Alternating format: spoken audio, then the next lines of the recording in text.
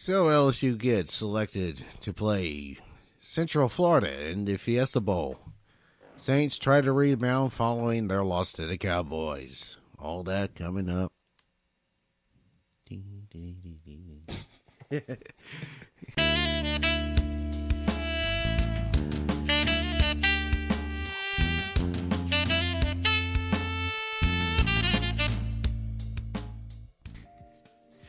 All right. Thank you for tuning in to this week's episode of Cajun Connection. I'm your host, John Barons. And I'm Joshua Perkins. Okay, so LSU will be playing the Golden Knights. Interesting matchup. I like the matchup. I mean, you're putting Central Florida against a formidable defense in LSU. I mean, we get to see how good, like, the whole nation is going to get a glance at how good Central Florida really is. Because a lot of people are still doubting the Golden Knights because, I mean, they're in the Group of 5 conference and they have probably one of the worst strength of schedules in the nation, and which is why they have been undefeated over the past 2 years. Like I say, the only team they pretty much faced was Auburn in the Peach Bowl last season, and they got a pretty good victory out of that. And in order to be able to compete in the Power 5 like the SEC or the ACC or the Big 12, you got to be able to play under adversity. Central Florida lost Mackenzie Milton to a gruesome leg injury in which his career is probably going to be over. Yeah, more than But likely. their backup quarterback has shown a lot of poise. I mean, even without Mackenzie Milton, Central Florida did not miss a beat against Memphis, at least in the second half. They were out of sync in the first half, and then they pretty much outscored Memphis like 35-3 in the second half, knocking them off 56-41 to take home the conference title for the second year in a row and completing undefeated regular season for the second year in a row. These guys have not lost in a little bit over 2 seasons. And so LSU gets to take that Golden Knight challenge and see, can they knock off the Golden Knights off their high pedestal and bring them back to reality? Well, you got to give the Golden Knights, credit where credit is due. Oh, most definitely. I mean, they've dominated. I was about to say they've gone undefeated in the last 2 years, and that's still an accomplishment. Even in their conference, you still got to win those games. And they came into the year having lost some NFL talent. So, I mean, but Central Florida, they got one of the best offenses I've seen. It's just they don't really have a defense, though. That's their problem, and I feel that's what's going to be their kryptonite when they go up against Joe Burrow, Clyde Edwards-Helaire, Justin Jefferson. Very talented very talented LSU offense who is trying to find that consistency. Yeah, I mean, LSU has talent on the offensive side of the ball, but like you said, it's been consistency in executing 100% of the time, or close to 100% of the time, has been kind of their struggle. Also, offensive line has not been the best at times this year. Well, I mean, offensive line was dealing with a lot of injuries. They were pretty much wounded. They were dealing with it. Ed Ingram was dealing with off-the-field issues. And then you look at Garrett Brumfield, who got hurt. And it was just like musical chairs with the offensive line. But going back to UCF about their offense, there's 2 guys to watch for. That's their quarterback, Dario Mack Jr., who had an amazing performance last weekend against Memphis, throwing 19 for 27, 348 yards and 2 touchdowns. And also their running back, who really took over after Mackenzie Milton got hurt. He took over in the South Florida game, and he took over in the Memphis game. His name is Greg McCray. He had 24 carries for over 200 yards. The guy runs the ball with conviction. He runs the ball with poise. And so I feel if LSU could put the clamps down on the Central Florida offense, LSU has more than a fighting chance of winning this game. Yeah. One of the things that was a bit disappointing to me is to learn that Greedy Williams will be sitting the game out in preparation for the NFL draft. I mean, I really hate this trend on how these prospects have been sitting out for the bowl games. Like, this is your last game as a collegiate player. Like, enjoy it. Like, go out there and bask in it. Ed Oliver for Houston, he's sitting out in Houston's bowl game. And I saw this trend when, Christian McCaffrey, when he was at Stanford, sat out for his last game. Leonard Fournette at LSU sat out for his last game.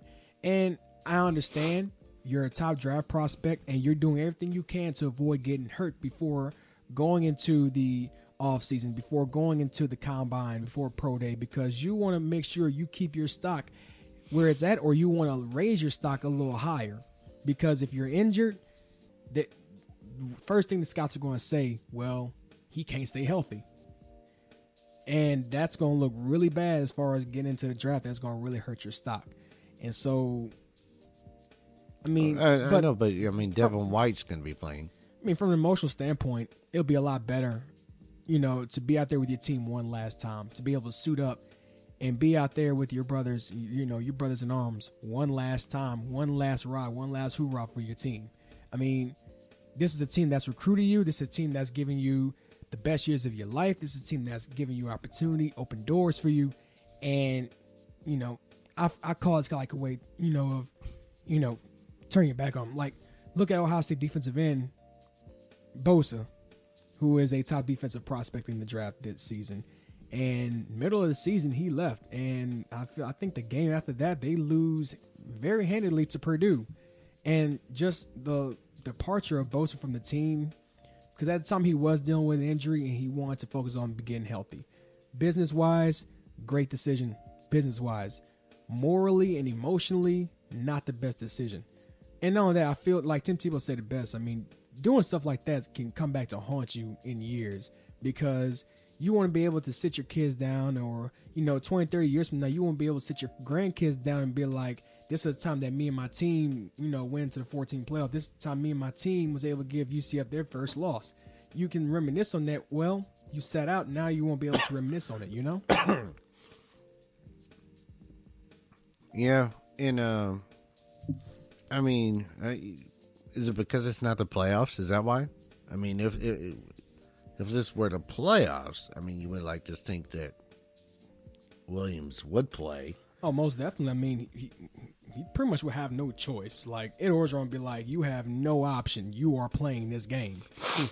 Because 14 playoff, that's when we get into another department, pretty much. Yeah. So, what do you think the matchups are for LSU versus UCF? Well, I feel it's going to be the front seven versus Greg McCray, of course. I mean, LSU has to be able to stop the run, in which they've struggled with in parts of the season. They had a hard time stopping Georgia's run for the first part of that LSU-Georgia game. They had a hard time stopping Alabama's run. I mean, overall, they've had a hard time stopping the run. And so I feel this game for their front seven to gain some confidence, because, I mean, look at Central Florida's offensive line. Probably not as big, probably not as fast, probably not as strong. Like you said, there's a huge gap between SEC and everybody else. And so either LSU is going to hold up their end of the gap, or is Central Florida going to defy everything that everybody has made the gap be?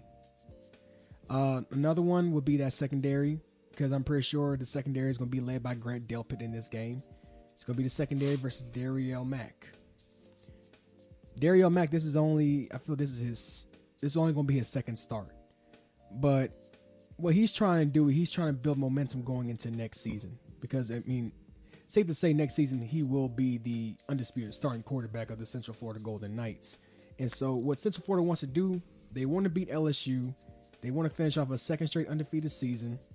And they want to build momentum going into next season. And I feel Central Florida is trying to also build a little momentum as far as maybe changing conferences. I feel that a win against LSU would definitely put Central Florida not only in a conversation, you know, if they continue their success next season, to definitely be a potential playoff team, and or a potential conference change. You see them trying to make a bid for something like the ACC? I can definitely see them in the ACC. Considering geographically, I can see them in the ACC. Now, as far as the way they play, I can see them in the Big 12. Just how their offense is, but they don't really have a defense. Big 12. I mean, the Big 12 really doesn't go that far towards the East Coast, though. They don't. I mean, it's mainly basically in the Midwest. You got teams that are in Kansas, Texas, Oklahoma. The furthest that it stretches is to West Virginia. Like you said, That's because West Virginia got thrown into that conference. Yeah, I mean, geographically, they fit the ACC the best. Like Missouri, geographically, they fit the Big 12 the best. But they got thrown into the SEC. Well, I mean, Missouri wanted to change conferences. And it's like they can't get over that hump. Well, I mean, what'd you expect? It's like Texas A&M. They just beat LSU for the first time since joining the SEC. They still haven't beat Alabama. They have beat Alabama. They did? Johnny Manziel. Which year?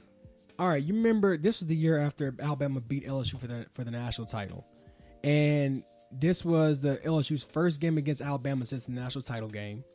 Bama came to Baton Rouge, and statistically, LSU dominated Bama all across the board. Bama ended up winning off a last-minute screen pass from A.J. McCarron to T.J. Yeldon.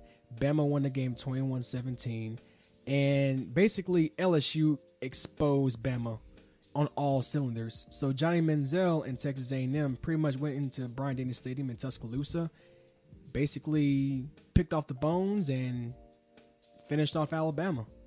That was Johnny Manziel's Heisman season, actually. Okay. I stand corrected then. Because, so that was 2012 then? Yes. Huh. Because I remember Alabama won the title that year too. That was my senior year of high school. Okay. I was 18 at the time. I'm 24 now. So, and that was the only time Texas A&M beat Alabama. Yeah, you forget things that you don't care about. I will forever remember that game. I enjoyed watching Johnny Manziel just have his way with that Alabama defense. But that's what happens when, your rival exposes you. Mm. So what are your predictions for the game? Like score predictions or how the game's going to go? Yeah, hell, both. Score. Central Florida's going to get their shots in. But I feel that going against an SEC team, when you're playing in the SEC, you're built for 60 minutes and some. You're built to last however long you have to last. Like 7 overtime? No, that defense was on E. By the end of the second or third overtime, both defenses were on E. And they were tired. Like, I could tell they were ready to hit the showers, hit the buses, get to bed, get to sleep. But I feel that they're going to go back and forth starting out in the first half. I feel second half LSU is going to pull away mid-second half. Central Florida is going to hang with them for about 75-80% of the game.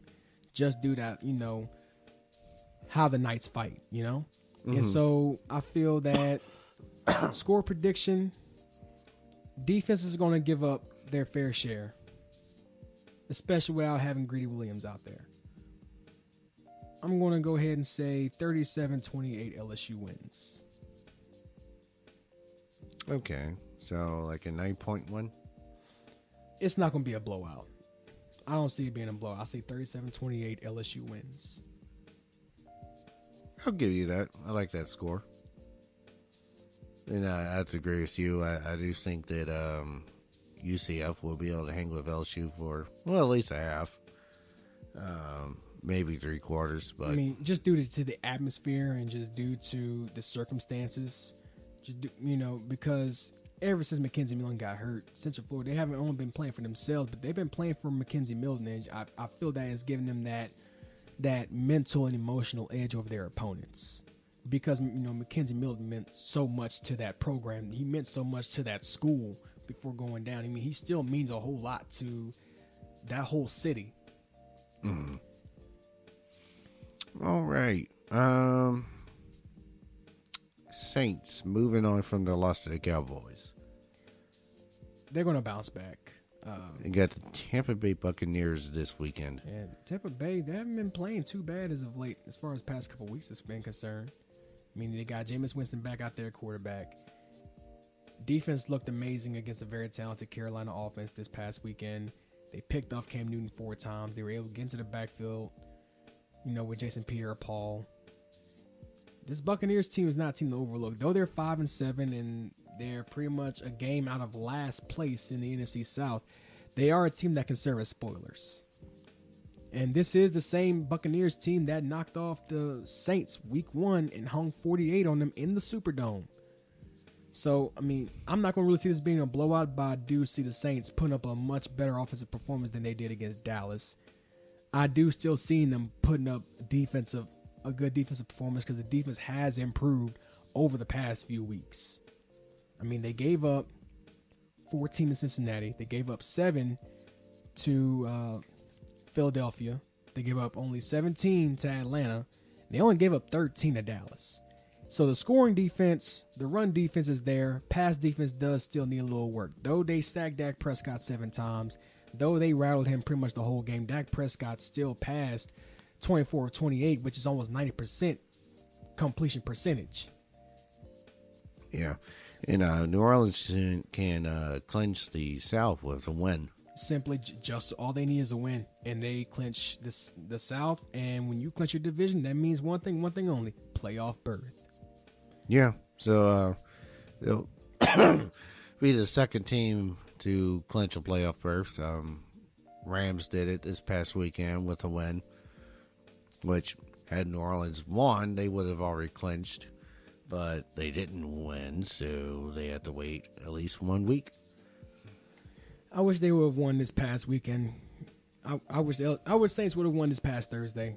Because, I had a feeling that Carolina was going to lose to Tampa Bay this weekend, and I was rooting for Tampa Bay to beat Carolina. I'm also going to be rooting for Chicago to beat L.A.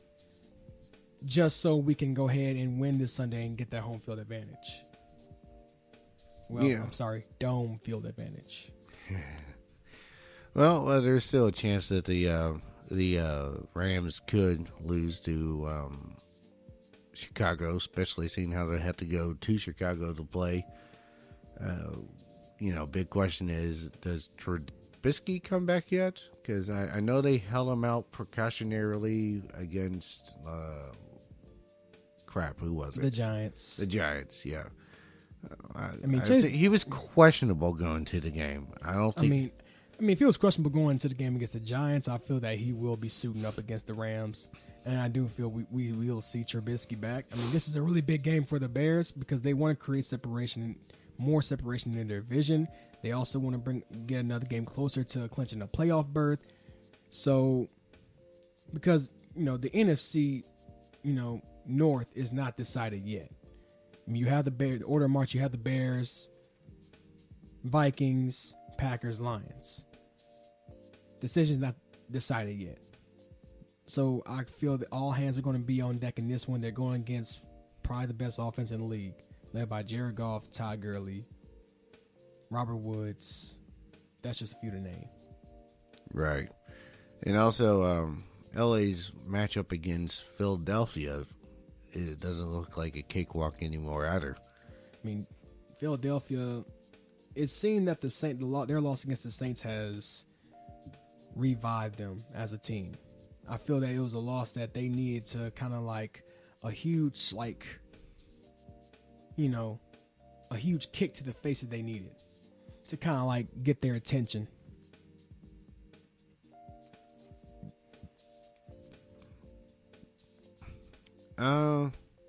What happened to the offense? Saints offense? Yeah. They were completely out of sync, and they were out there sleepwalking.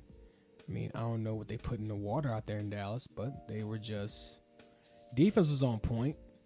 Defense in most areas. In most areas, but the offense was just... They couldn't get anything going. Drew Brees, this was the most out of sync I ever seen him. Honestly. There were some bad throws he made that, he shouldn't have even thought about throwing. Yeah. It's just... Drew Brees was uncharacteristically off. I just feel that the Saints didn't put their best foot forward. And that's something they've been doing all season long, is putting their best foot forward against whoever stands in their way of the Super Bowl.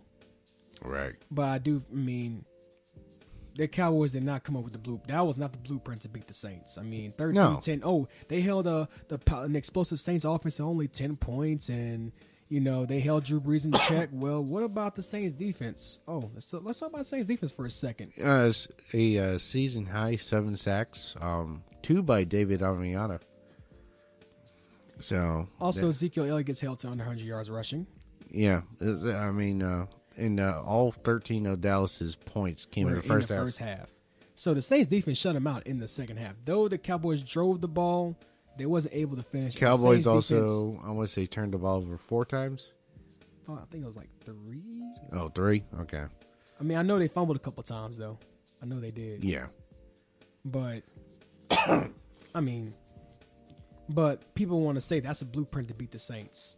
I can guarantee you the Cowboys did not expose the Saints. So if the blueprint to beat the Saints is to get them to sleepwalk, then you have a chance at winning. But I don't think there's a blueprint to beat the Saints because, you never know what their offense is going to put up. You never know what play they're going to run due to the fact they got Alvin Kamara and Mark Ingram on the field. That offense is a walking, breathing Russian roulette. That is the best way to put that Saints offense. Their defense is surging and progressing as the weeks go by. Secondary still needs work, but they are progressing. The front seven is starting to emerge as one of the best front sevens in the league, having the number 1 rushing defense, led by an amazing defensive line with Cam Jordan, with Alex Okafor, David Onyemata, linebacking core with A.J. Klein, DeMario Davis. Yeah, and now they're really starting to show that they can get after your quarterback too. 7 sacks on Dak Prescott, who is a very much mobile quarterback. Yeah, that's a key step for you. The fact that Prescott can evade, which he did. They should have had more sacks in the game, but and I feel what killed the Saints was some missed tackles out there. They had a few pivotal missed tackles, and it was just Sean Payton. As far as his coaching, he was out of sync. 2 early challenges that really killed the game because there were some plays that should have been overturned. Overall, the game was just a complete mess. It was a pathetic game. I can tell the Cowboys played 110%. Saints win or lose, even if the Saints had won, I would sit there and say that game sucked. It was ugly. It was ugly, but I wish Saints would have pulled it out. And with Drew Brees, normally if it's a close game and you give him the ball with 2 minutes left in the game, he's going to be clutch. He's automatic as a quarterback in the last 2 minutes of the game of a close game. And so for him to throw a pick like that, I've never seen him make that crazy of a throw that really end up, losing the game for the Saints. But, who am I? I'm just a sports analyst. I wasn't there. I watched the game, but I wasn't in Dallas. So who am I to say, Saints probably put up one of the coaching decisions that Sean Payton made, and I understand why he went with the option. But at the same time, it's like, okay, your offense is struggling. Why not just tie the game up at 13-all rather than go for it on 4th down and then do nothing? I feel that Sean Payton tried to get a little aggressive to fill out that Cowboys defense to see what they would do. Because now it's like when the Saints offense is on the field on 4th down, it's turned to a point to where 9 times out of 10, they're not going to do a hard count. They're going to go at you. It's just the Saints offense is just bang, bang, bang, bang. But I just feel that the Saints slowed themselves down, and I feel the Saints, they held back offensively. And here's how I say this, because in every game you're going to see Drew Brees take some deep shots down the field. I didn't see a single deep shot by Drew Brees. I didn't see him take any aggressive deep shot throws, any aggressive window passes that he's famous for making. It's as if the Saints went from being completely aggressive to being just deliberately conservative the whole night offensively. And it's not credit to the Cowboys secondary. Now, the Cowboys secondary made some good plays in that game. I'll give them that. But you held Drew Brees under 150 yards passing. Bravo. Drew Brees held back. I can just tell the Saints offense held back more than they should have in that game. All right, so I'm actually starting to hear some rumors that the Saints can finish 12-4. Excuse me? Yeah, they'll lose 1 to the Panthers and they're going to lose to the Steelers. They're not going to lose in the Dome. They lost to the Buccaneers in the Dome week 1. They're not losing in the Dome again. That's not going to happen. Yeah, they're going to go against a very tough Steelers team, but I mean, I would love to see Big Ben have to handle that noise. He's only played inside the dome, I think, once during his entire career. Once or twice. Steelers and Saints don't really play each other often. And if the Saints ever do play the Steelers, they always go into Heinz Field. Yeah. It's very rare they send the Steelers to the dome. So I would like to see that Steelers team handle that noise. Well, you know, I mean, the Saints always play better in the dome anyway. So, yeah, I don't see it. I see the loss to the Cowboys being kind of a fluke, where the Saints were sleepwalking. I mean, we're going to find out as the season progresses if the Cowboys are that good or if the Saints were just that bad that night. I honestly feel that the Saints were just that bad that night. Honestly. I mean, now the Cowboys can prove me wrong. I do stand to be corrected. Yeah. So, I have to ask this question. What the hell is up with the Pelicans? Inconsistency. I mean, they win, they lose. They win, they lose. They just cannot find consistency. And that's just a.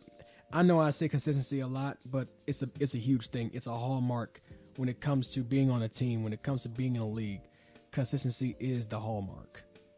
You know, it's like they'll beat one night they'll beat a quality team, and then the next night they'll lose to a bad team. And it's just they lost to the Clippers last night. Like, why? They're not a bad team, but they're not really a bad team. Well, they are 16-7, so Clippers are doing pretty good this season. Yeah, I'm more as like referring to. See, they beat one night. They beat. Oh no, some team with a winning record right now, and then I want to say it was the Rockets. Well, I mean, their next and game, then like the very next day they lose to the Knicks. Like why? Well, I mean, their next game their next game is going to be tomorrow night as they face off against Luka Doncic and the Dallas Mavericks from the Smoothie King Center. I mean,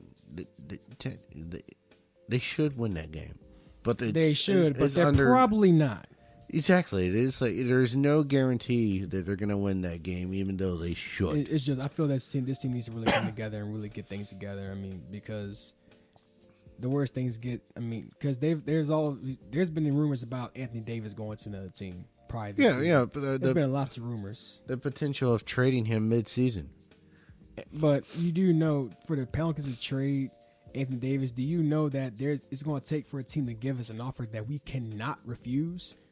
So it's more like eye for an eye. We give you our star, you're going to give us. We give you our face, you're going to give us your face as well, along with a couple of draft picks. I mean, because New Orleans, as far as basketball is concerned, is not, they never had a really good market. Now, as far as football, their market progressed over the years. They used to be one of the worst franchises in the league, and it used to be one of the worst landing spots to come to. Now, the Saints, they've built their market in New Orleans. Basketball, they still have yet to truly solidify a good market. Well, honestly, I wish we would have kept Boogie Cousins. You really think he made that big of a difference, even though he missed nearly the entire second half of the season? I don't think so. I mean, but I do feel that his presence on the court, I do feel it would make a difference, just the way he plays. But one thing that really stuck out to me about Boogie Cousins is something I learned about him, that though he does make an impact while being on the court, since he is one of the best, is one of the better big men in the league, though he's kind of hitting that little fall off, is that he plays for stats. He's not too big of a team, but he plays for stats, not for victories. And I feel that ultimately that's why he went to the Warriors, so he can get himself a ring. Because, I mean, I don't think that he wants to have that time to always carry a team on his back for 82 games straight and just depend on one or two teammates to, put in their 2 cents. That's what he was doing at Sacramento. Yeah. I feel like Rondo is missed more than Boogie is. Rondo was a huge part as far as because he is one of the best floor generals I've seen. And when you look at Rondo, I've watched a clip of him when he was mic'd up and the way he was like coaching his teammates. Rondo's a future NBA coach. Like the guy knows the game and he is a true student of the game. And I have a lot of respect for Rajon Rondo. Yeah, which is why I was disappointed when he signed with. I was mad when he left because I mean, though he wasn't the starting point guard. I mean, Drew Holiday, he's our starting guard. He's one of the faces of our franchise. We got him on a fat extension. Rajon Rondo, he is one of the best contributors in the league. I mean, I just miss having Rondo. I mean, he's a true dimer.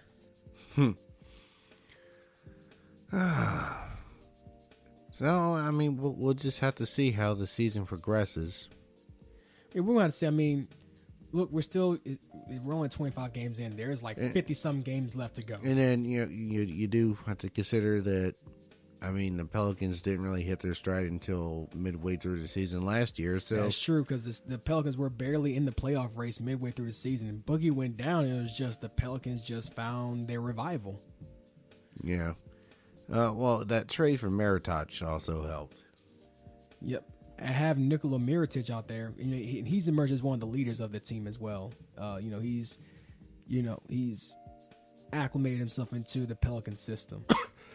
Hey, John, can I make a shout out real quick? I know this Cajun Connection, and I know that, look, it's no secret we don't like Alabama, but I do need to make like a special shout out, and this goes to Jalen Hurts. Jalen Hurts, as you know, in his first season, he led Alabama to a national title game. Second season, led him to a national title appearance before being replaced by Tua Tagovailoa midway through the national title game. And a lot of people were going to see if he was going to transfer. And any quarterback in his position would have transferred due to how talented he is. He chose to stay with Alabama. He sacrificed the red shirt so he can stay. And I felt that he reaped the benefits in the SEC championship game this past weekend. He was able to come in for Tua Tagovailoa and lead and rally Alabama to a 14-point comeback and a victory over Georgia in the Mercedes-Benz Stadium. So I got to say, I salute Jalen Hurts because he never gave up on himself. He never gave up on his teammates. He never gave up on his coaches. He never gave up on his school. And I got to say, I have a newfound respect for Jalen Hurts.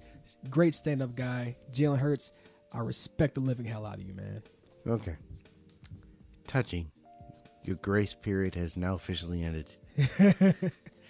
But for real, though, I just had to get that off my chest about Jalen Hurts. Okay.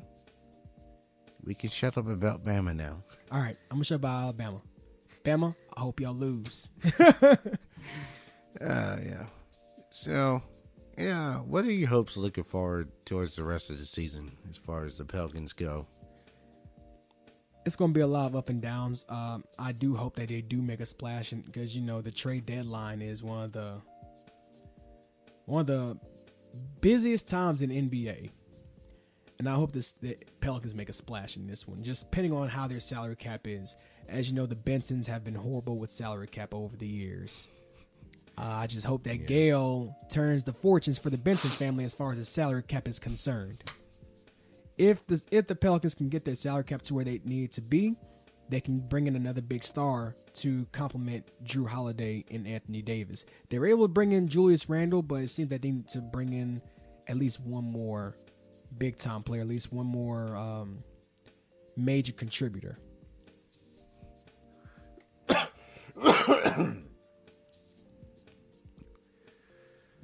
So, I guess the last thing to talk about right now, men's basketball. Tigers sitting at 6-2 right now, but they have lost their two biggest matchups. Now, that was Oklahoma State and was it Marquette? Yeah, it was Marquette. It's beginning of the year. Will Wade, he's still trying to shake some cobwebs out of their game plan. Though they did beat Memphis. They did. And this is a team that's led by Hardaway. Mm-hmm. But I feel they're still trying to knock out some cobwebs off their game. the season is young, so I feel the Tigers are going to pick things up as the season goes. They do have some things they got to work on, but I do feel that they can pick some things up. I mean, they're going against Incarnate Word this weekend, which should be a cakewalk victory for the Tigers. But then again, they had to fight with North Carolina Greensboro to win. They had to fight with Louisiana Tech to win. So, you never know what you're going to get at that Tigers team. Just depends. All depends on which Tigers team shows up. They're a real talented team, though. Very talented. I mean, the recruiting has gotten a lot better. It's where LSU basketball is really starting to pick up their market as far as recruiting is going. You know, Will Wade, he's really built a name for himself. Assuming they don't get into trouble. Assuming they don't get into trouble with the whole recruiting thing. The recruiting probe has just, you look at Arizona, I mean, it really killed them. I mean, but these days everybody's getting probed. If they see you're doing good and they don't want you doing good, they will probe you and they will find every single reason. And NCAA is rich. They will slide money to some fake witnesses and ultimately burn you. It wasn't the NCAA, it was the FBI. The FBI was doing an investigation into NCAA. I mean, why does it have to do with the FBI, the Federal Bureau of Investigation? That's something NCAA should handle. Well, I think the FBI got involved because the NCAA didn't handle it. Well, sound like some toxicity in the upper levels. People are going to jail because of this, dude. There's big money involved. Yeah, y'all can have that. I'm fine where I'm at. Well, not really, but still. Yeah, this whole thing with Reebok shoes and everything. Oh, wow. Y'all can have that. Okay. Well, that's about that. Still got another 72 days until baseball season. Tiger baseball. Tiger baseball. I'm ready. I'm ready to see the Tigers make an Omaha push. They had a fantastic recruiting class this year. We're going to see some growing pains starting in the season because they got a lot of new players coming in. It's probably going to be some clashing of heads probably starting off. But I feel the Tigers are going to get together. They're going to get together really quick. Something's going to be. They got a pretty tough non-conference schedule.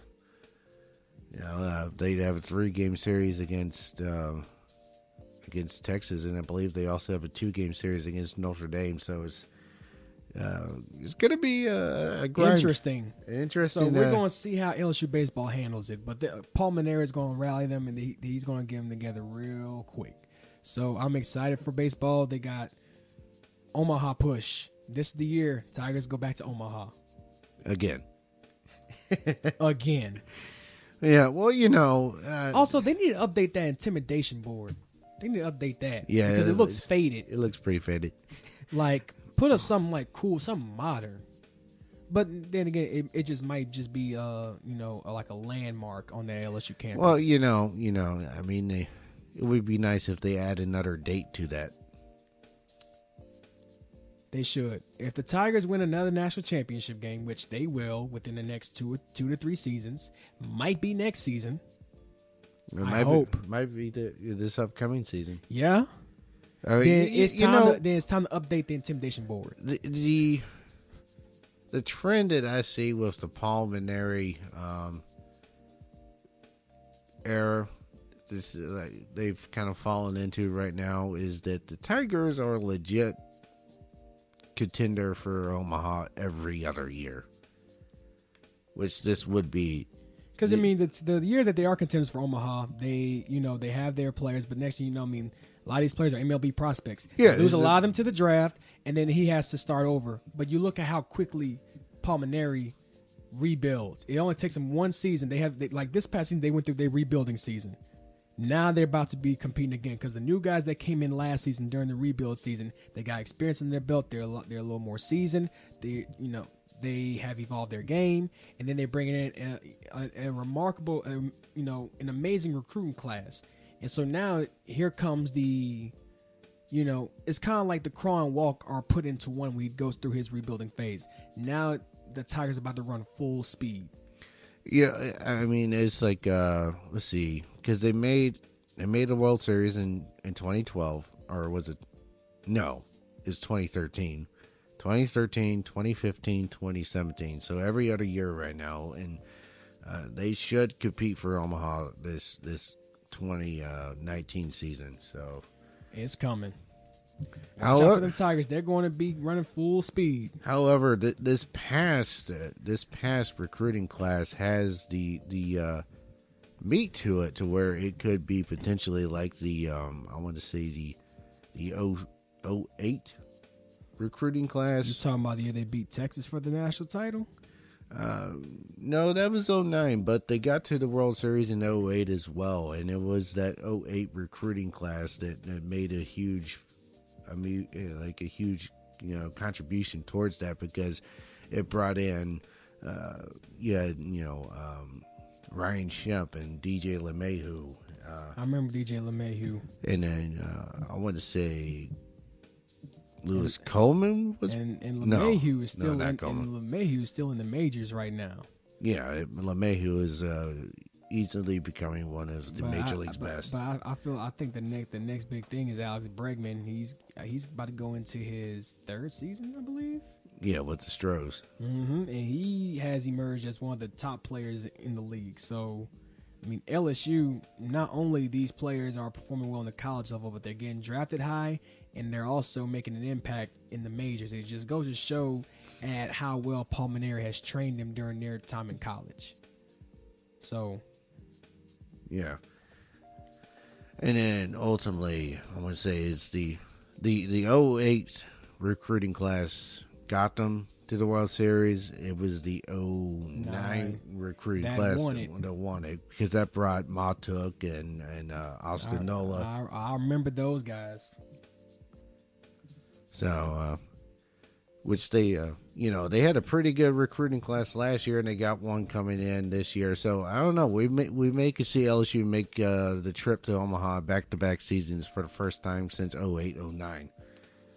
It can happen, and it's going to, whether y'all like it or not. So, yeah, I'm excited about this upcoming baseball season, especially now that, the football season is one game away from being in the past, and, basketball is still a little bit of an unknown at this point. It's going, like we said, it's going to build like around January, February time. That's when it's going to really build up and start heating up. Yeah. All right. Well, that has been this episode of Cajun Connection. I'm John Barons. I'm Joshua Perkins. Thank you, and tune in next time. Signing out.